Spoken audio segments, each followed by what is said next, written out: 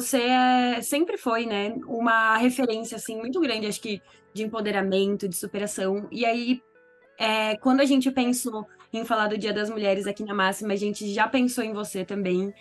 E eu queria muito começar entendendo mesmo como que foi o seu processo para lidar com a perda do seu marido, tanto no aspecto da Mara mulher, como no da Mara mãe, que eu sou mãe solo de uma menininha de 2 anos, e a gente sabe, como mãe, que ser mãe é uma tarefa muito difícil, e é muito difícil, às vezes, separar eu, por exemplo, a Rita mãe da Rita mulher, e por aí vai. E ainda mais você passando por uma perda tão grande. Como que foi lidar com tudo isso?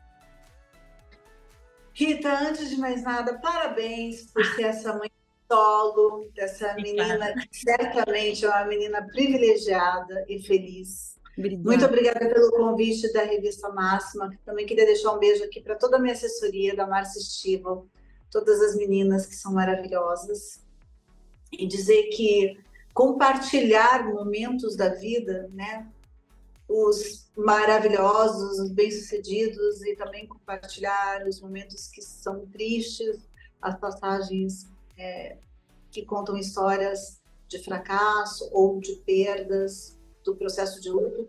É sempre maravilhoso poder falar sobre tudo isso, porque quantas vezes que eu fui salva pela fala de alguém, Uhum. quantas vezes, né, alguém tocou meu coração sem saber que eu existia Sim.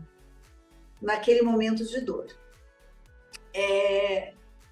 Foi muito difícil ficar viúva, porque eu entendia que aquele casamento era para sempre. E o meu primeiro marido era um homem muito forte na figura masculina, um homem muito posicionado, muito sério. Ele era cirurgião cardíaco. E ele também tinha muita saúde. Sabe, uma pessoa que não pegava nem gripe? Uhum. Nunca ficava doente, tinha uma saúde, ele era um atleta, ele fazia muita atividade física, ele corria, fazia musculação. Então, quando a gente recebeu a notícia do câncer no cérebro, todos nós morremos um pouco, porque era um diagnóstico terrível, era um glioma no tronco, era um câncer incurável num lugar intratável. Porque o glioma, ele realmente não tem cura, porque as células dele não param de se reproduzir. Mas, por exemplo, o Oscar Schmidt, jogador de basquete, queridíssimo, encontramos com ele e a mulher algumas vezes no hospital, o caso dele é cirúrgico, então ele consegue tirar, daí ele cresce de novo, ele vai lá e tira aquele pedacinho e cresce de novo. Então, tem aí a possibilidade de uma sobrevida, sabe? De sobreviver a ele, lutando contra o câncer, mas sobrevivendo a ele. E essa oportunidade foi tirada do Vinícius. Ele sabia que ele estava lidando com um câncer incurável, num lugar intratável. Então, não tinha cirurgia, tinha só que esperar. Né? E como é que a gente fez? E aí que eu acho que entra a questão da força, da fé, da família. Como a gente não sabia quanto tempo ele iria conseguir conviver com esse câncer, mesmo com a pouca chance de tratamento, fizemos o tratamento. Ele fazia radioterapia todos os dias, fazia químio oral, fez também a químio injetável. Então, assim, quando você recebe o diagnóstico, parece que você recebe uma sentença também. No caso dele, que era intratável e incurável. Junto com essa sentença veio aquela esperança, então, de poder viver um dia de cada vez e tentar trazer para esses dias felicidade. E foi isso que a gente fez. Uhum. Todos nós, a família toda. A casa era cheia de flores, muitos cartazes espalhados pela casa com frases de efeito, frases que traziam esperança, força, paz, amor, união. A gente estava sempre recebendo amigos, porque nessa hora é muito gostoso deixar a casa movimentada, sabe? E quando veio, ele se tratou por 2 meses e 20 dias. Quando ele passou mal em casa, E no caminho para o hospital ele teve uma parada cardíaca dentro do carro. Estávamos eu, João Pedro e João Felipe. Os meninos seguraram o pai porque ele teve uma convulsão e daí veio a parada cardíaca. E ali a gente encerrou a nossa história com ele. Naquele momento, o que a gente sabia era que tudo que foi possível foi feito, né? Que nós tínhamos muito amor, isso conforta, né? Você saber a tua entrega, ela é muito confortante. Então, a gente sempre viveu muito essa coisa da família, estar com os avós. O meu primeiro marido tem 2 irmãs. A gente sempre foi de trazer a família para perto, cozinhar, essa coisa gostosa que eu sei que tem na casa da grande maioria das pessoas, né? De unir a família, deixar a família forte. Então a gente já tinha esse posicionamento. Para lutar com uma perda, para lutar com a dor da ausência, a gente precisa ter essa união em casa, porque essa união faz com que o teu próximo dia tenha que acontecer. Então eu pensava assim, meu Deus, eu tenho os meninos para criar, eu tenho os meninos para educar, eu tenho que mostrar para eles que a morte não é um final, né? Para a gente que fica, a gente tem que recomeçar, se reconstruir.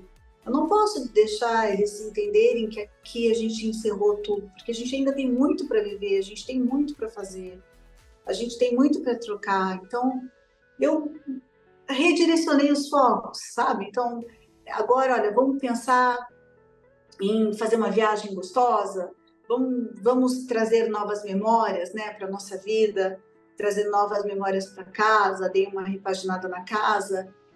E é isso, tem que ter força para o dia seguinte. A gente tem que acreditar que a vida, ela não vai te tirar a possibilidade da dor. Porque frente à dor a gente aprende muitas coisas. Mas ela vai te mostrar que, apesar da dor, você precisa continuar. E é isso que faz a vida ser tão maravilhosa, tão interessante, tão inspiradora. É você saber que a dor você não vai poder escolher.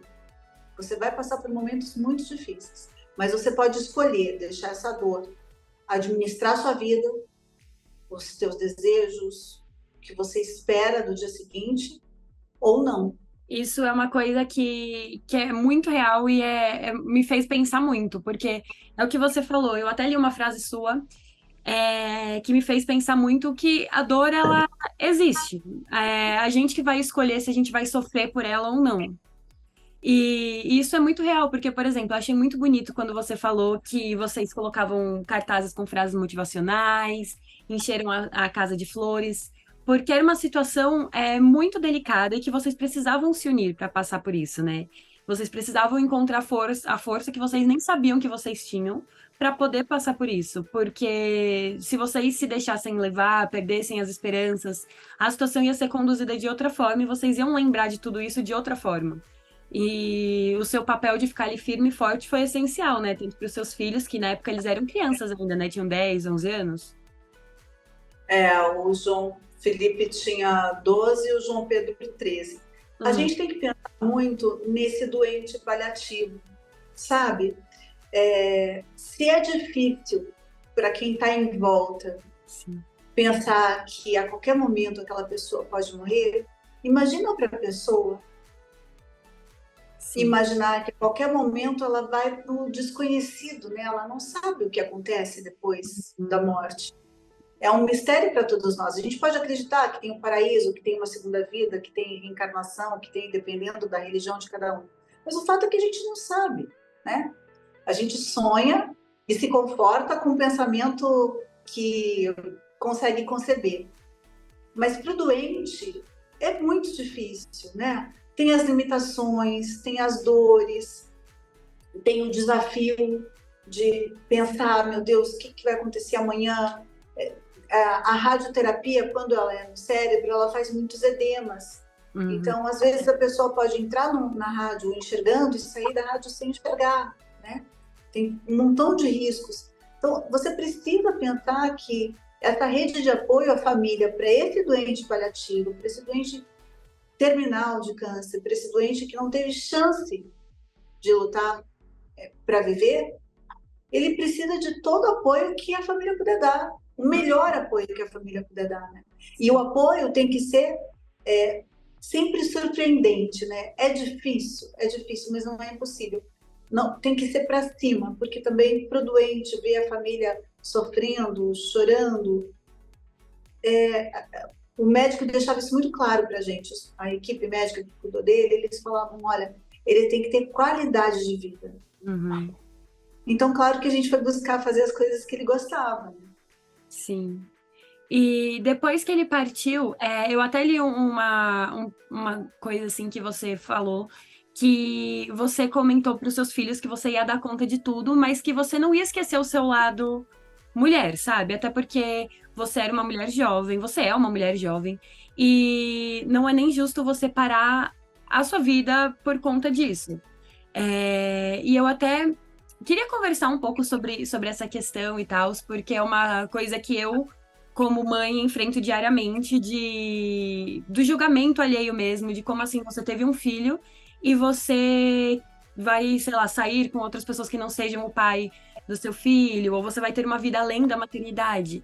E você conseguiu separar as coisas muito bem, independente de todo o preconceito, que eu até anotei aqui uma frase que você falou, que é: uma mulher viúva ou separada enfrenta muitos preconceitos.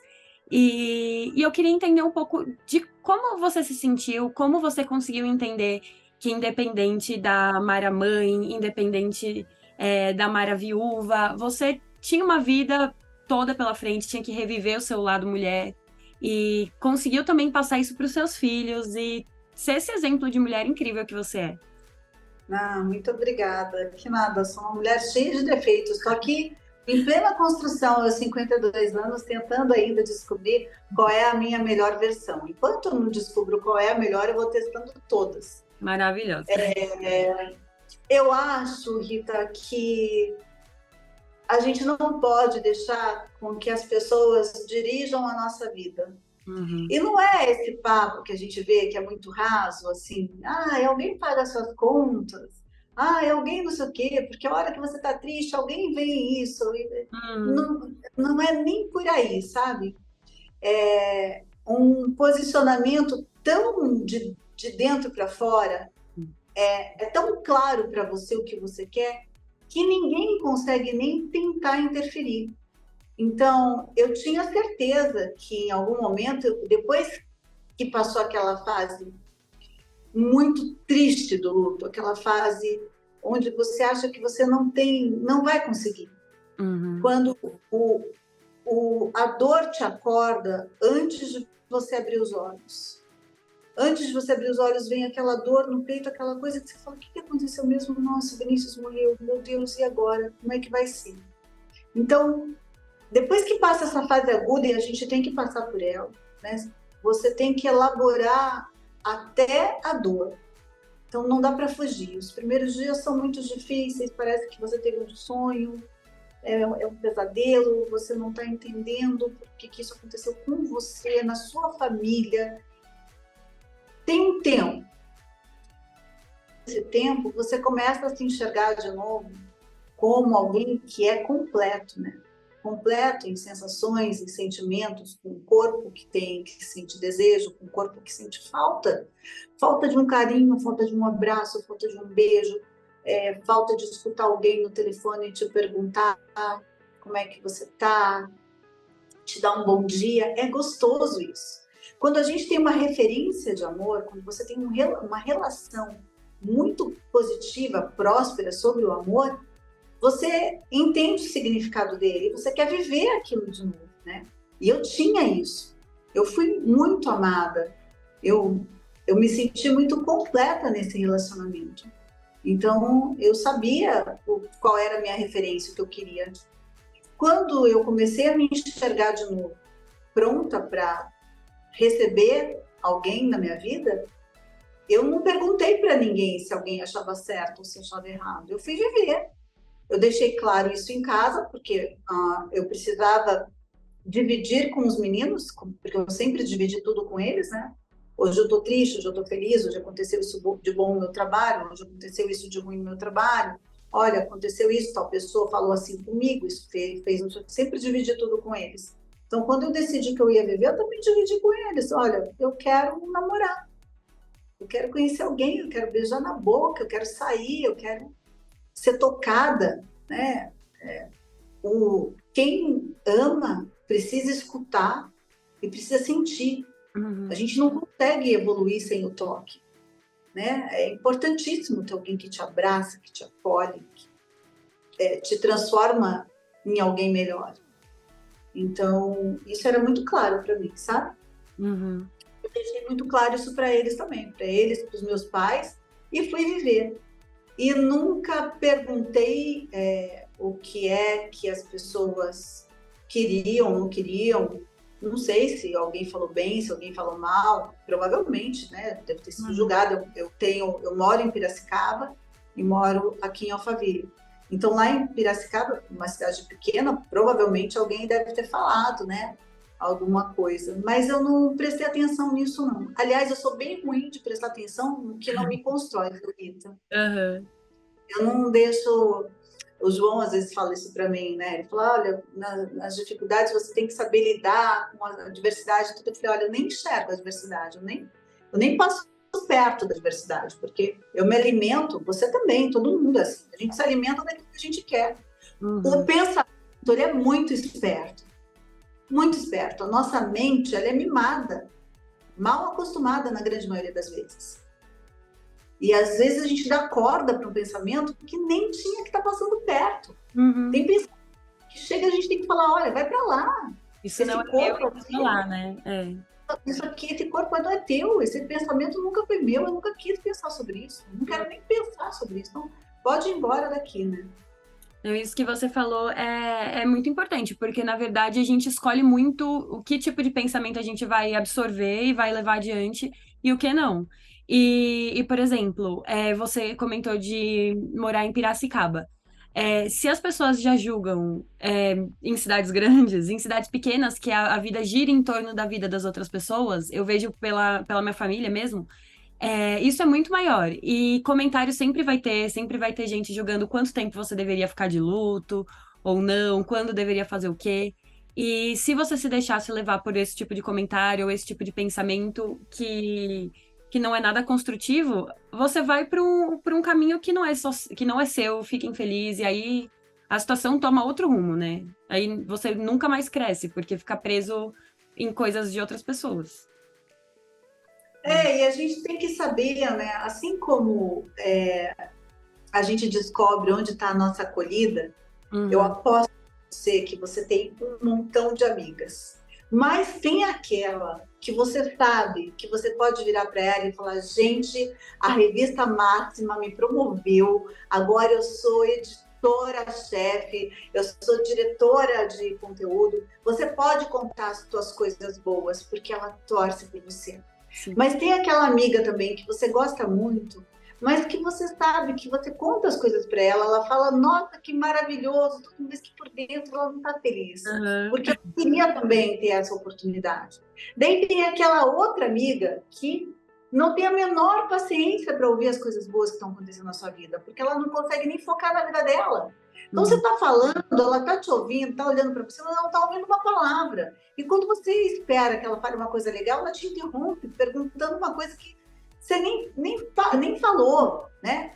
Tem aquela outra amiga que é super animada, que é divertidíssima, que é uma delícia estar do lado dela, mas que você vai contar para ela e ela vai contar para outra amiga, que vai contar para outra amiga, e era uma coisa que você queria que ficasse só para você. Então, assim, a gente tem pessoas que nos querem bem, são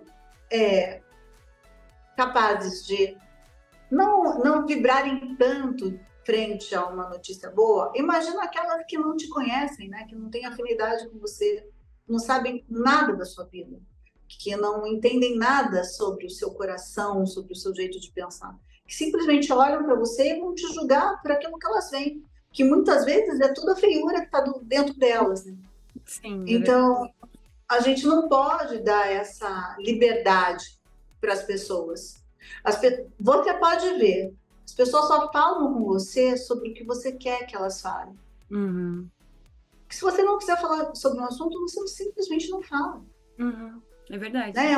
É um posicionamento. E eu acho que é a maturidade que vai trazendo isso para a gente. Porque quando a gente é mais nova, a gente tem muito medo de ofender, de magoar, de chatear. Ai, mas o que é que a pessoa vai falar depois? Ai, eu não posso deixar a pessoa chateada, ai, eu não posso fazer isso, eu não posso. A gente é cheio de não posso, de medo, de insegurança. A gente vai ficando mais velho, você aprende a falar o foda-se, sabe? Às vezes não precisa nem ser com palavra. Uhum, Às vezes fica agressivo, né? Um palavrão. Mas você sabe pensar. sim, é Eu verdade. adoro a Miriam Goldenberg, que ela fala assim, que ela olha para a pessoa e fala assim, por dentro ela fala e por fora ela só concorda. Uhum, é maravilhosa, mas é muito real isso. Eu falo mesmo por mim. Antes de eu ter a minha filha, eu achava que eu devia explicação para todo mundo de tudo. Depois que eu tive ela, eu mudei, eu amadureci muito e eu mudei minha cabeça em relação a tudo, a muitas coisas, né, não a tudo. E eu vejo muito que, na verdade, eu é que escolho as batalhas que eu quero lutar. E que antes eu achava que eu devia satisfação para todo mundo, eu me importava muito. E isso é uma coisa que só realmente com a maturidade que a gente consegue ir podando um pouco, né? Eu lembro de um pediatra que falou uma vez para mim que a pata da galinha nunca machuca o pintinho. Então, assim, para os nossos filhos, a gente sabe o que é melhor, porque Hum, a gente pode acertar e errar. Que ninguém no mundo vai ter um amor desse tamanho. sim. Ninguém no mundo tem esse amor. Somos só nós, mães. Uhum. E eu queria também ir para um pouco do lado de quando você decidiu que estava na hora de usar toda essa sua experiência, suas vivências, para ajudar outras mulheres também, para ser um exemplo e para uma vez em uma entrevista, uma pessoa me falou que aquilo que mais doeu na gente era o motivo que a gente ia ajudar mais pessoas. E eu percebo isso muito na minha vida e também na sua história, que você conseguiu usar das suas vivências como exemplo mesmo para ajudar e iluminar e acreditar em outras mulheres. Queria que você me contasse um pouco disso. Rita, eu sempre quis, profissionalmente, eu sempre quis a perfeição. Hum, Então, eu tive uma revista por quase 14 anos no interior e eu queria que fosse a melhor revista. A cada edição, eu queria que fosse a melhor de todas. Eu sempre tive muito forte essa coisa da exigência profissional.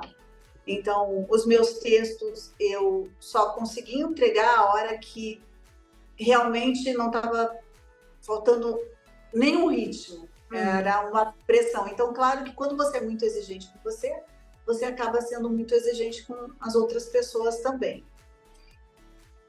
Quando eu fiquei viúva, eu falei, meu Deus, eu vou ter que mudar. Eu não posso mais ficar com um pé só no mercado editorial, porque eu sou a minha única estrutura agora uhum, de provedora, sim. né? Os meus pais são pessoas maravilhosas, mas eu não poderia depender deles de forma alguma, com 2 filhos, né? Meu marido morreu, parou de operar, parou de ganhar, então aquele dinheiro que ele ganhava parou de entrar, e eu tinha que ser a minha provedora.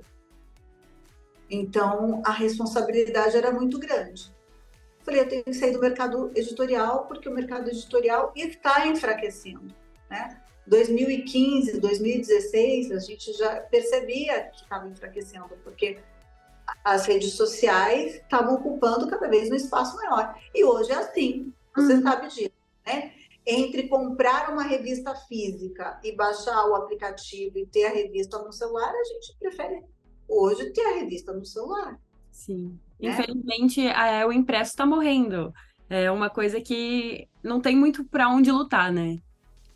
Vai ficar até meio vintage, né? De vez em Uhum. quando, se quiser fazer uma edição, se quiser fazer uma coisa especial, vai ser muito legal. Mas, assim, para o nosso dia a dia, deixou de ser prático. Uhum. Carregar uma revista, pegar uma revista.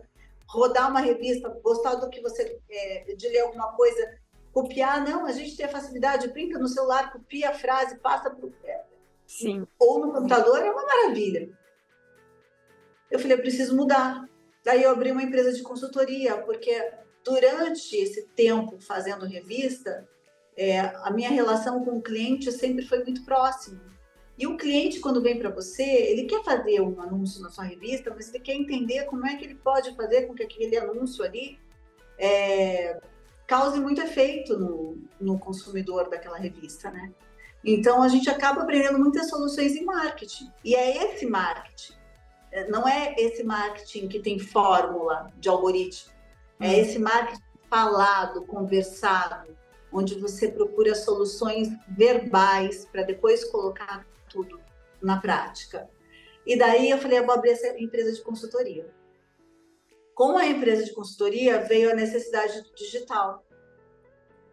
Mas eu ainda não tinha essa persona, eu ainda não sabia o que eu ia fazer. Um dia, pensando na minha história, eu falei, mas a minha história ainda não é perfeita. Eu fiquei viúva, mas eu estou buscando o meu lugar ao sol. Eu tive a virada de chave aí, eu falei, como assim, buscando o seu lugar ao sol? Olha o que você tem construído depois de tudo que te aconteceu. Porque a tendência das pessoas as pessoas, quando frente a uma situação de perda, a crítica é assim, não se faça de coitada. Não foi tão difícil assim, você é nova, bonita, bem-sucedida, você vai casar de novo, vai fazer sua vida. Mas seu marido te deixou bem. Não faça drama. Esse é o julgamento. Como que pode? E para você, tem muita dor envolvida. E as pessoas não medem consequência. Mas, de repente, na minha cabeça, era assim, gente, meu pai está vivo até hoje, meu pai tem 83 anos, é um menino.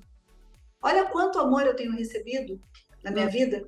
Eu tenho 52 anos. E eu pensava, meus filhos não vão mais ter esse amor de pai. Esse pai que fez o filho, que viu nascer, que cuidou de bebê, que vai lembrar daquelas palavras que o nenê falava errado. Esse pai amoroso, que viu o filho crescer, quando vai abraçar na formatura da escola. É diferente. Eu pensava em mim, será que vai ter alguém para envelhecer comigo e cuidar de mim? Como eu gostaria de ser cuidada? E não é esse cuidar porque eu vou ficar velhinha sem andar, não. É esse cuidado que a gente sabe que é gostoso ter um com o outro. É ir no supermercado e lembrar que a pessoa gosta de pêssego e comprar pêssego. É passar na frente de uma floricultura, mesmo atrasado, e lembrar de comprar uma flor. O cuidado de, antes de desligar o telefone, falar eu te amo, sincero, né? Então, essas dores, elas ficavam na minha cabeça, né? De pensar nessa falta. E daí eu falei, não, a minha história já é um sucesso. Eu sou uma mulher de 47, 48 anos, quando eu migrei para o digital, que estou aqui refazendo a minha vida. Mas eu nunca parei de me refazer, porque mesmo casada, eu fui tendo desafios profissionais, eu fui tendo desafios pessoais. E eu não me encolhi, eu não desisti de mim, eu não desisti de criar. Quando eu quis montar a revista em Piracicaba, eu chamei lá 2 pessoas para trabalharem comigo, mas eu sabia exatamente o que eu queria. Queria ter um veículo, eu era fã de revista, né? Eu sou da época da Capricho, da Elle, nossa, eu fazia coleção dessas revistas, era um sonho ter uma revista. Então, assim, eu já tinha uma história de sucesso para contar. O que me faltava era coragem. E daí foi que eu encarei o digital e falei, não, eu vou falar com as mulheres 40 a mais. Porque essa é a minha dor, né? Eu fiquei viúva e tive que me reconstruir. Mas quantas outras mulheres estão afundadas em relacionamentos abusivos, em relacionamentos infelizes? Quantas mulheres estão tentando manter os seus casamentos, pensando nos filhos? Quantas mulheres se separaram e os filhos não admitem que a mãe refaça a vida dela? Quantas mulheres optam por estarem sozinhas e a sociedade não acolhe, a família não abraça? né? Quem está em volta não consegue entender. Então, assim, tem muitas dores para contar, né? E daí eu vi que eu podia somar, que eu podia trazer algum conforto, ou em palavras, ou em textos escritos, ou em vídeos. E é muito verdadeiro, porque para cada fase da minha vida eu fui me abrindo aos poucos, né? Agora, por exemplo, eu estou na menopausa. Eu tenho falado sobre menopausa, porque a gente precisa falar sobre isso. Com sorte, você vai chegar na menopausa. Muito melhor do que eu cheguei. Sim. Se você tiver essa informação, né? É verdade. E é muito doido, porque tem uma série de assuntos que a gente vivencia e com essa história de sempre viver numa, sei lá, numa sociedade perfeita e de esconder a vida real mesmo das pessoas. As pessoas sentem falta mesmo. Eu, por exemplo, que fui mãe muito nova, eu sentia falta de encontrar mães que tiveram filhos novos, sabe? Eu não tinha com quem conversar. A minha mãe na menopausa, ela passa pela mesma coisa também, de procurar mulheres que falem sobre o assunto, porque às vezes você não tem com quem conversar, né? E saber como é que a gente pode tornar esse momento melhor, né? Sim. Realmente é muito desafiador. Se a gente não planejar a menopausa, ela chega e você nem sabe por que você está tendo tantas oscilações, oscilação de humor, os calores, a tristeza, a depressão, a falta de ânimo, os quilos a mais que vão chegando, a pele que muda, né? Então, assim, tem tanta coisa para a gente falar sobre menopausa e é tão maravilhoso quando eu posto alguma coisa sobre o assunto e daí eu vejo uma mulher falando, nossa, isso mudou minha vida. E a gente estava conversando, e aí eu queria também que você me falasse um pouco, que você começou a falar, sobre a resposta que o público dá, que as mulheres dão em relação a você se abrir sempre, dividir momentos da sua vida, essas fases. Como que isso chega para você? Depois que eu conheci o João, né, que também foi pelas redes sociais, foi pelo Instagram, eu abri a minha porta do amor real, né? E o fato do João ser uma pessoa pública trouxe, num primeiro momento, trouxe uma exposição. Sim. Né? Depois, trouxe o meu público-alvo, né? Que são as mulheres maduras. Então, quando elas me escrevem hoje sobre o quanto eu acrescento na vida delas, eu também respondo o quanto elas acrescentam na minha vida. Porque quando a gente vê que as nossas dores são comuns, que os nossos medos são iguais, que as nossas inseguranças seguem na mesma esteira, a gente também encoraja muito uma a outra, né? Então, se não fosse esse público fiel, essas mulheres que realmente caminham comigo, que curtem as fotos, comentam, mandam direct, respondem às enquetes, se não fossem essas mulheres, eu também não teria descoberto esse potencial, né? Eu preciso muito delas comigo, eu não preciso de todas, porque também não são todas que me inspiram, sabe? A mulher, você sabe disso, você tem 23 anos, você sabe disso até melhor do que eu. As suas amigas, né, as pessoas que caminham do seu lado hoje, são só aquelas que têm a ver com o que você pensa, porque senão você não consegue ser quem você é. É verdade. Né? Assim, você não pode ter amigas super baladeiras no momento onde sua filha tem 2 anos. Sim. Você não consegue acompanhar. Então você vai gostar daquela amiga que é um pouco mais tranquila, que topa ficar em casa tomando um vinho, que gosta de sair, mas que no outro dia vai querer estar mais próxima, estar mais quietinha, né? Que gosta de programa de criança, ir para o shopping onde tem aquelas coisas todas, pula-pula, nananã. Você tem esse conceito do que é amizade, mas você só vai enxergar mesmo quando o teu momento de vida pede para aquelas pessoas certas estarem do seu lado. Então, hoje eu penso muito nisso. Eu Não fico pensando que eu tenho que ter um montão de gente caminhando comigo no Instagram, um montão de gente. Não, eu quero as pessoas certas, sabe? Porque senão meu trabalho deixa de ter sentido. Porque eu acho que, assim, é isso que você falou é muito legal, porque, na verdade, a gente passa por diversas fases na vida e essas fases são como filtros, né, das pessoas. A gente vai vendo quem tá lá com a gente, quem fez sentido numa fase e agora não faz mais. E eu acho que o mesmo bate muito com as suas seguidoras, por exemplo, porque quem tá lá não importa tanto o número em si, mas sim as pessoas que estão lá te acompanhando, acrescentando uma coisa pra você e você acrescentando pra elas, porque é uma via de mão dupla, né? E aí, só pra gente encerrar, eu queria que você mandasse um recado mesmo para as mulheres nesse Dia das Mulheres, né? Mulheres, não desistam. Não desistam, por mais que pareça difícil, por mais que pareça que no dia seguinte você não vai conseguir, que agora acabou tudo, que não tem mais jeito. Para de fazer o que você está fazendo.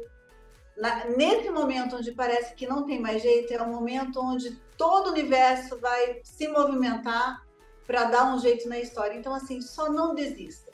Não desista de você, não desista das pessoas que você ama, não desista do seu sonho. Olha, parece piegas falar isso, mas às vezes você pergunta para alguém qual é o seu sonho, a pessoa não sabe responder. A gente tem que ter um sonho, tem que ter um sonho, tem que ter alguma coisa que você está sempre querendo, daí realizar um, vai para outro, vai para outro.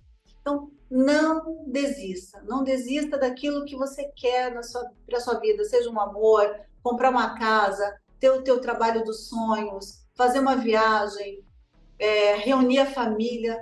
Não desista, porque enquanto você não desistir, enquanto você estiver caminhando para isso, o universo também vai caminhar para fazer você encontrar esse objetivo, esse sonho. Eu quero te agradecer muito pela nossa entrevista. Eu achei que foi muito legal. Você é uma pessoa incrível, muito fácil de conversar com você, então muito obrigada. Eu é que agradeço. Você é linda! Ai, Você obrigada. é máxima!